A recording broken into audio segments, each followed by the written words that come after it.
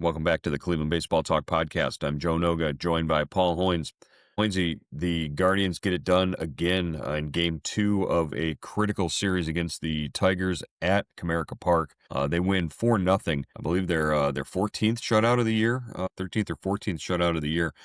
Really, when they needed it the most, they're coming up big. They've won 11 of their last 12, and they cut their deficit in the American League Central Division to just 4.5 games, with 4 games against the Tigers remaining of these final 11 left here in the regular season. The Guardians are among the hottest teams in all of baseball. They're 9-1 in their last 10, and this has that feeling just like 2013 when they had to run the table at the end of the season to make it into the wild card spot. They're finding ways to win every night. Last night it was Gavin Williams gutting out 5 innings and Bo Naylor coming up with some big hits.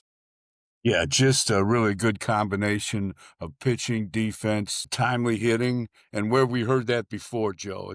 It's been going on all year, but yes, they've won 6 straight.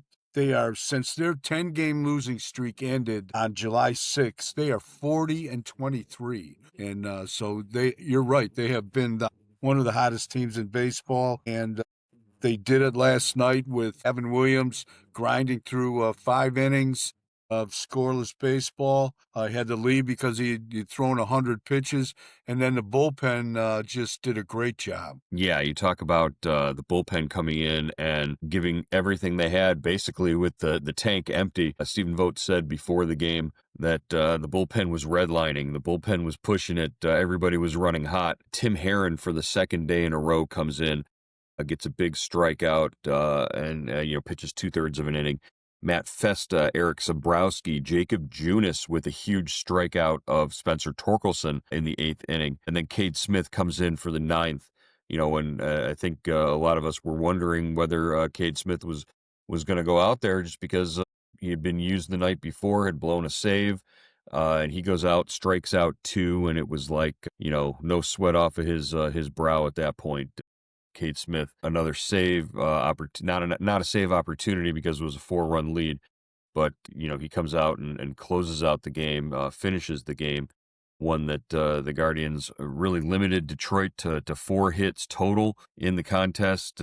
And they walked 4, but they struck out 13 Tigers batters. It was a really strong showing by the pitching staff, and like you said, a really strong showing defensively. Stephen Kwan with another outstanding game in the outfield, running down a couple of fly balls in the really wide alleys there at Comerica Park. We've seen this before, the combination of pitching and defense, and then you hit when you need to. Yeah, Kwan, 2 great catches to end, in the 2nd inning. And for the second out in the 4th inning, he robs Zach McKinstry of a extra bases and an RBI in the 2nd with a great catch in left center field, Joe. And you know how deep this ballpark is. It looked like he disappeared. It looked like he went over the horizon chasing that ball down in the 2nd inning, and then he did the same to Dingler in the 4th inning with a runner on. I think if that ball falls, probably Dingler scores in that play too. So just 2 really good plays by the Gold Glove left fielder. And I talked to Stephen Kwan. We both talked to Stephen Kwan after the game. He talked about the communication that was required in order to make that catch with Nolan Jones there in center field. Obviously, Nolan accustomed to playing in right field, but there's a communication. And he said Nolan sort of let him know early on, hey, go for it. The lane is open. Run it down, to give him the freedom to not have to look or to worry about running into Jones. That was a key on that play. And also, Stephen Kwan, who by his own admission, the hamstrings are sore at this point in the season, and he's had a history of that in his career and even before he started playing professionally. And, at 28 years old, he's out there running around like a spring chicken. And he said, this was the sprint speed was as high as it's been, according to StatCast, 0.9, I think, feet per second. And he covered 98 feet to get to that fly ball by McKinstry. Just, another one of those highlight plays. Again, we say it pretty much every time we record a podcast here. If this guy is not the Gold Glove winner in the American League, then there's something wrong with the voting process. Yeah, there is He is really for 3 straight years, Joe. We've gotten spoiled by the way he plays left field, his defense, his ability to run down balls, and just his throwing ability. Probably, I think that's the biggest thing that stands out about him. He's not that big a guy, but he gets the ball quickly and he gets rid of it quickly. Really strong arm. And then in the ninth inning when they need a cushion, an insurance run, he reaches base. Let me see. He had a one-out single Yeah, to he had a left that he one-out punched single. in. He Yeah. he stole second, and comes around and scores on Bo Naylor's big 2-run single down the right field line. Yeah, we've really seen a completely different Bo Naylor at the plate in September. This is a guy who he really struggled throughout the season, starting to raise questions about his future in Cleveland beyond this season, just by his performance at the plate. But his numbers in September have been really strong, really outstanding. Yeah, he has put together a 5-game hitting streak. He's I think Bo is, yeah, let's see, 6-game hitting streak. He's hitting 282 in that streak, 11 for 39 with 7 RBIs. So, and they've all been clutch, Joe. They've all been from, it's late in the game, it seems like. And Vogt has moved him up into the middle of the lineup, toward the middle of the lineup.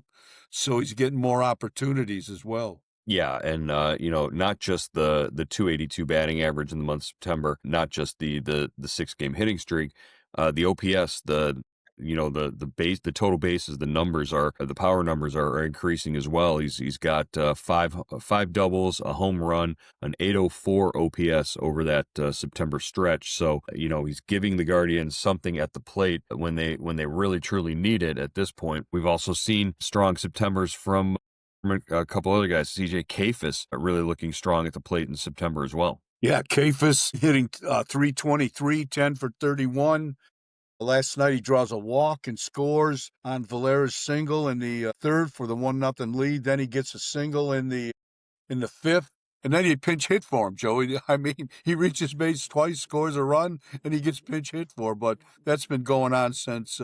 That's the way Vogt runs the lineup, and he's usually the guy that gets pinch hit for. And Martinez was the pinch hitter, and he came through with an RBI single to push the lead to 2-0. So Vogt was pushing all the right buttons last night. Yeah, it really felt like that, and it felt like he was managing it like a playoff game. And I think a couple of the players actually remarked on that as well. Is that the atmosphere in this series is more like more like what you would expect in a playoff series. But again, it's still a September game. There's a huge difference when that calendar flips to October. So, this is a team that actually is sort of relying on that experience. Do you think that's helped them so far in these first couple of games of this series? Definitely. A lot of these guys, went through the stretch run last year. They went through the ALDS against Detroit, went through the ALCS against the Yankees. In 2022, they went through the wild card. They went through the ALDS. So yeah, this is a young team, but a lot of these guys have been through a lot of postseason experience already in their, kind of young careers. Yeah, and that can only help them in the games to come here with these final 11 games. They've got one more today. It's a tall order, obviously. Tarek Skubal, any whatever capacity he is at, he's going to be tough. But this is a guy who came out of his last start with some soreness on his left side. They were worried about an oblique injury, but it doesn't look like that's hampering him at the moment. He's going up against Tanner Bybee. Bybee in his last start just through the first complete game for the Guardians since 2019. Vibes are real high with Tanner Bybee right now, but are they high enough to topple Tarek Skubal? Yeah, that's the $1 million question. But I think it's going to be a good matchup, Joe. Either way, it would be great if the Guardians get 3 straight here, but they're almost in a position where they have to with 11 games left. But Skubal has, dominated them the last two times they faced him this year. He struck out 23. They have yet to score a run against him. We'll see what version of Skubal the Guardians see today. At this one, what is a 110 start at Hmm. Comerica Park, but should be a great matchup because Bibee is pitching the best he's pitched all year. And I think the last time he faced the Tigers, he threw maybe 7 scoreless innings against them. Yeah, and even at his very best, I think Tanner Bybee is still somebody who is susceptible to giving up a home run here or there, and with School being so dominant and runs being at a premium. But if you go back to the postseason last year, in Game 5 at Progressive Field, the Guardians got to School. They figured something out. They were managed to land the big blow and get him out of that game and win Game 5 and win the division series. So maybe there's an opportunity here to do the same thing, send a message. And more than just what a win in today's game would mean psychologically, what's that do to Detroit to know, the first sort of domino has fallen if the Guardians are able to sweep here. Another sweep, cuts your lead a half game. Yeah, this is a critical game for them. Critical game for Cleveland. If Detroit wins this game, Joe, then they can step back, take a sigh of relief. They took Cleveland's best shot and are 5.5 up, right? They're four and a Right. half up today, so they'd be still about 5.5 up with 3 games left to face Cleveland and maybe 9 games left on their schedule. So they're still in the catbird seat.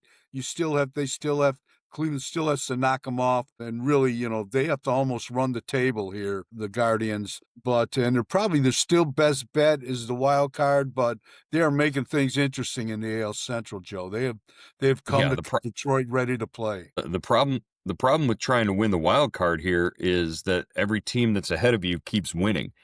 Or at least consistently. I mean, prior to, Wednesday night, Seattle had won 10 straight and they lost for the first time. They're now tied with the Red Sox at 83 and 69 heading into play on Thursday. Houston has the tiebreaker against Seattle, so they've got the West Division right now, at least in terms of the standings, and that means that, they're not in the wild card picture.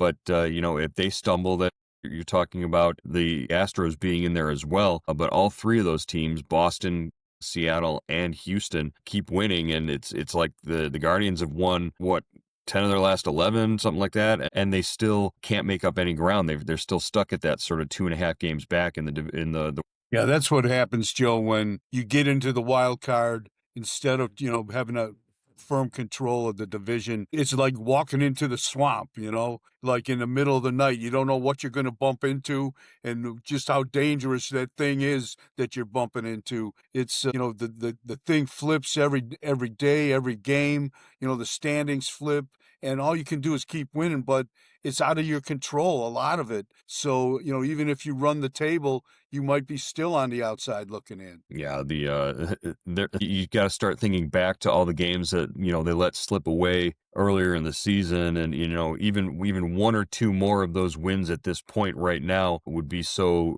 tremendously helpful. It's why they talk about numbers like WAR and win probability added and all those, because those margins are so thin right now for some of these teams, and with the expanded playoffs, it's just they come down to now these final 2 weeks, these final 10 games or so for some of these teams. All right, news to talk about in the farm system. Actually, some big news. Josh Hartle, the pitcher that the Guardians acquired along with, I believe, Luis Ortiz in one of the trades in the offseason. Josh Hartle named the 2025 Midwest League Pitcher of the Year and a high A All-Star for Lake County. Hartle, a 2.35 ERA over 103 innings pitched for the Captains, and went 10-2 for the high A Captains. His 2.54 ERA overall in 2025 was the lowest in the Guardians farm system. An outstanding prospect and a guy to keep an eye on. for sure heading into the offseason. Also, Jacob Cozart and Alfonso Rosario were named high A All-Stars. Cozart was a second-round pick last season, hit 229 with 7 home runs, 38 RBIs in 72 games with Lake County this year. Rosario is the ranked second in the Guardians farm system, 21 home runs, 16 homers in 82 games with the Captains this year. Also hit 268 and had an OPS north of 800 there with Lake County. So all that leads to also last night, the Lynchburg Hillcats, the low A affiliate of the Guardians, they go out and they beat Columbia 8-2 and pick up the Carolina League Championship. So lots of good news from the farm system. The young prospects are doing very well. Just what do you think of Josh Hartle as the minor league pitcher of the year and a guy to keep an eye on necessarily over the next offseason and into spring training? Uh, Hartle is a guy they really like coming out of college. I think he went to Wake Forest, Joe. They liked him in the draft. He got injured. He didn't have the junior season he wanted to have, and he kind of slipped down in the draft. But this is a guy the Guardians have been following.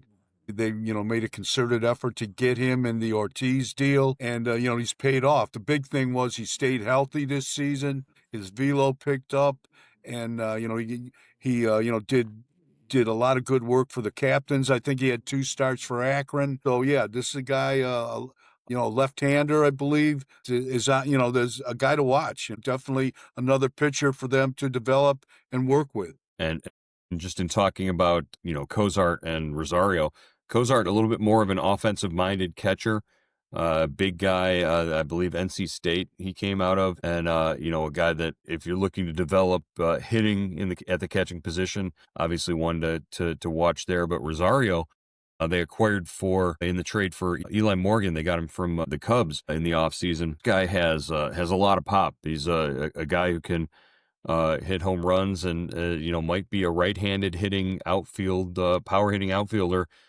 prospect that they can sort of hang their hitch their wagon to. Heaven forbid they get a right-handed hitting power hitter, Joe. So yeah, and he can run. He's got a lot of tools. Kind of an interesting guy. I'm anxious to see him, as he climbs up the ladder in the minor league system. Yeah, a lot of guys to sort of look forward to and circle in the next few years of development here. Okay, big game today. 1:10 start at Comerica Park. We'll be back to discuss the 4-game series in Minnesota that begins on Friday. Hoynes, a little more than a week left here in the regular season. The Guardians have a lot of opportunities in front of them to make the postseason. No doubt about it, Joe. This is going to be a heck of a run here. After Detroit, they got four against the Twins in Minneapolis, and they come home against the Tigers and Texas. And there's no rest for the weary. And right now, these guys have to be going strictly on adrenaline because they know they're that close, Joe. They are really inches away from knocking down the door and getting into postseason. All right, we'll have all the updates for you here on the next time we get together on the Cleveland Baseball Talk podcast. Talk to you then.